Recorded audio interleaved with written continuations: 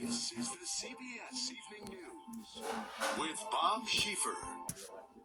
And Bob is off tonight. It is some of the roughest terrain on Earth. Rugged mountains straddling the Afghan-Pakistan border, a stronghold for the Taliban and Al-Qaeda.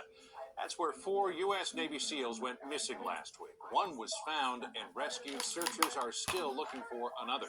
But there is late word today about 2 others, and it is not good. Bob Orr is in Washington now and joins us with the story. Bob? John, a U.S. official tonight confirms that 2 of the 4 Navy SEALs missing since Tuesday are dead.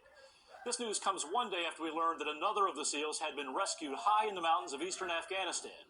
That man, we're told, will be taken to a U.S. military hospital in Germany for treatment of relatively minor injuries.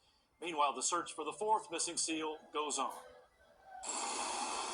The 4-man Special Operations Team was searching for Al-Qaeda fighters in the rugged terrain of Kunar province on Tuesday, when the commandos came under heavy fire. They called for help, but a Chinook helicopter loaded with reinforcements was shot down, killing all 16 troops on board. Those bodies were recovered, but since then, soldiers have been desperately searching for the missing Navy SEALs.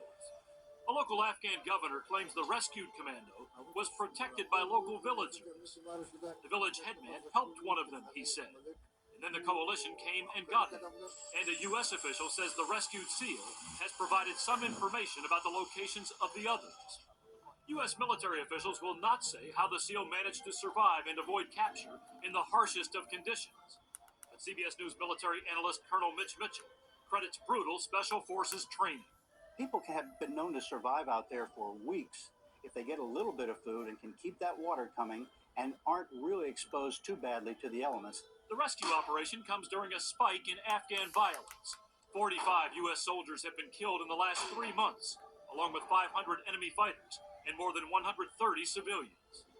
U.S. officials today expressed regret that an airstrike Friday on a terrorist compound killed an unknown number of civilians, but in a statement said, when enemy forces move their families into the locations where they conduct terrorist operations, they put these innocent civilians at risk.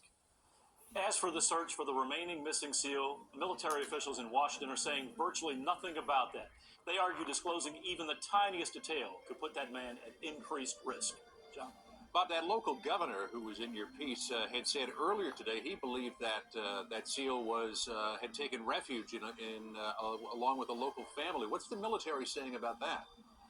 Well, nothing officially, but on background, U.S. officials say they've heard the reports. They have nothing that would either confirm or deny the reports. One senior official, though, late today said that he's been led to believe that that report simply isn't true, and the search now goes on. Bob Orr in Washington. Bob, thanks. In Iraq today, hundreds of U.S. and Iraqi troops arrested at least one